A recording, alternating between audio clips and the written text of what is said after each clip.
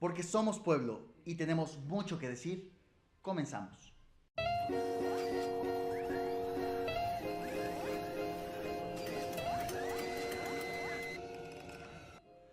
En noticias internacionales, si tú eres inversionista te va a interesar bastante esto. Donald Trump se convirtió en un factor definitivo para los movimientos económicos en las casas de bolsa. El presidente norteamericano, por sus caprichos, ha generado una estabilidad internacional.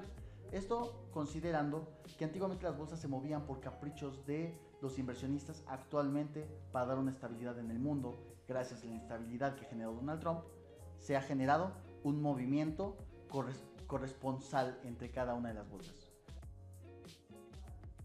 AMLO se reunió con el embajador de China, esto con la finalidad de en un futuro empezar a equilibrar las exportaciones entre México y China.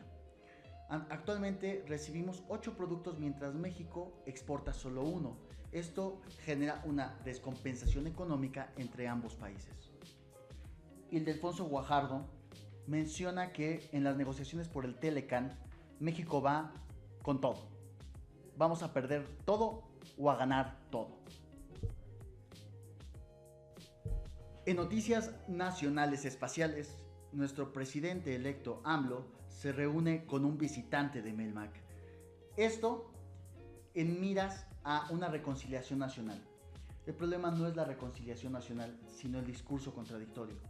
Muchos AMLovers empiezan a criticar si en realidad elegir a una persona que fue un opositor reciente es la mejor elección para un gabinete presidencial. En otras noticias, en el Distrito Federal, posiblemente no se llegue a las aulas en el tiempo acordado. El 19 de septiembre del año pasado tuvieron afectaciones instalaciones educativas.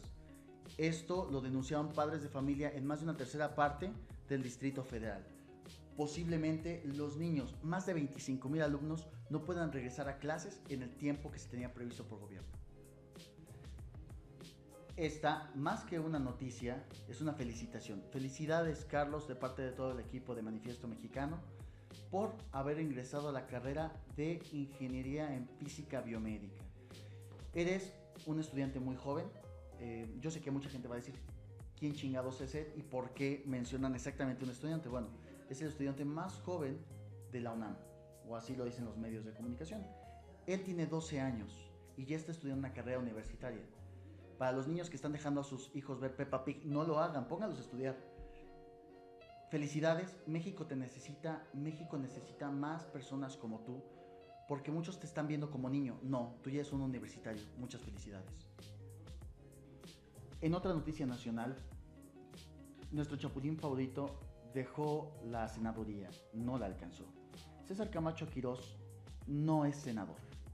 Esto toda vez que la Sala Regional del Tribunal Electoral del Poder Judicial de la Federación corrobora que Delfina e Higinio de Morena son senadores, mientras Juan Cepeda, como representación proporcional, alcanza otro escaño. Esto tristemente nos da gusto como mexicanos y como población. ¿Por qué? Por el hartazgo social. No era posible que una persona ostentara cargos públicos de un puesto como un secretario de gobernación y después pasa a ser diputado. ¿Por qué? Porque una persona que supuestamente es especialista en legislar no puede ser especialista en todo. Entonces sería ilógico, o ha sido ilógico, que las personas siempre vayan saltando de puestos públicos. Gracias a la población mexicana por este acto de democracia. Y en el resumen de noticias del Estado de México, todos los problemas giran en torno a esto, todas las noticias giran en torno a esto. El vacío del poder que está dejando la transición política. En Estado de México la mayoría de ayuntamientos anteriormente eran priistas y esto cambió en las nuevas elecciones. El PRI pasa de ser primer fuerza política a convertirse en tercer fuerza política y Morena se consolida como la primera fuerza política en Estado de México.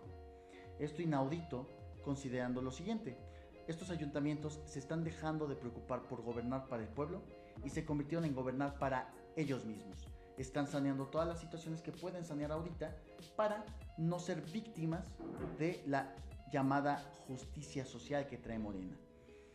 Si Morena cumple la mitad de lo que propuso, muchos de los actores políticos que estábamos acostumbrados a ver siempre arriba de la población, ostentando un poder que pisoteaba al pueblo, pues los vamos a ver vestir actualmente colores otoñales en prisión. Y por último, si dijéramos todo el resumen en torno a las noticias sanguinarias que vemos en periódicos, medios de comunicación, en torno al ambiente social que circunda a nosotros, bueno, el noticiero duraría 2 días y no podemos hacer eso.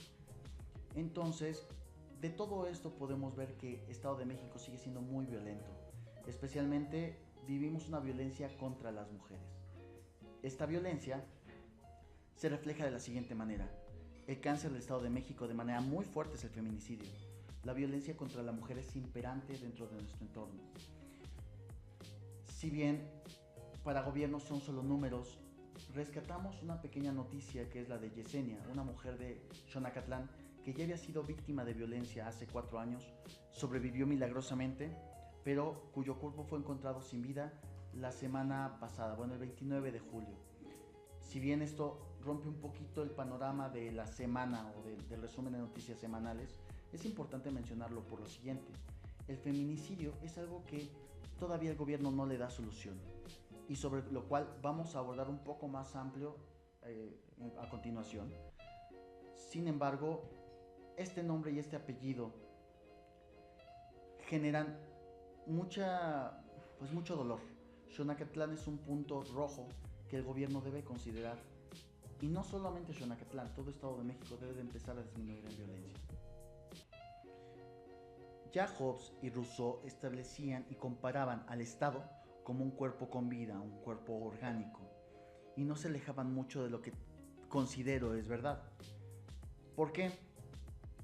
Porque el Estado tiene vida, el Estado va cambiando, no solo a la luz de la sociología, sino a la luz del derecho, de la historia, de la sociología, de la psicología social. Es decir, cambia diametralmente y tienes que ir dando seguimiento a esto. Si se parece un cuerpo, entonces, ¿qué sería la enfermedad dentro del Estado?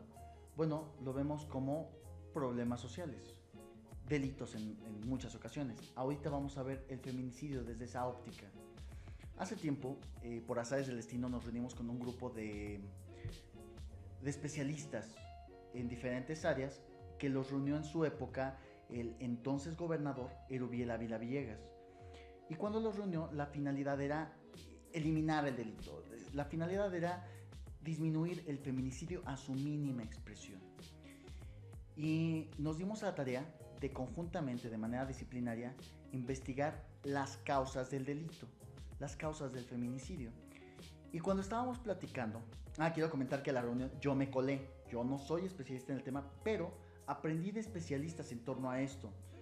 Lo triste de esta misión fue que al final el Estado, o en este caso el gobernador, lo tomó como discurso político, no se aplicó nunca.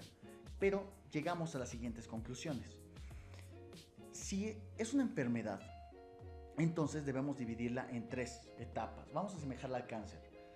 Cuando tú tienes una enfermedad como el cáncer, que es un problema sistémico, es decir, surge por causas externas, sí, pero en realidad se ha llegado a estudios en donde cada persona tiene mayor o menor predisposición al cáncer dependiendo de los factores genéticos que tengamos. Ejemplo, una persona puede fumar toda la vida y no le va a dar cáncer, y una persona por un cigarro va a generar muchos radicales libres que puede generar cáncer. Entonces, en este sentido, pensando o viéndolo desde esta perspectiva como un problema sistémico que lo genera el propio Estado, vamos a dividirlo entonces en 3 etapas. Vamos a centrarnos aquí, las causas. Cuando tú tienes cáncer, lo primero que tienes que entender es qué lo originó, cuál fue el problema. Bueno, en este caso, similar a lo del feminicidio, tenemos que entender qué está originando este problema. Mucho se ha especulado, pero la especulación no hace ciencia. ¿Por qué? Porque realmente el Estado no se ha enfocado a investigarlo. Le interesa la política, le interesan los números, le interesa la votación. Pero si esto sirve nada más para mostrarle a la población que se está avanzando, pero no avanzar de verdad, bueno, eso ya es bueno para gobierno.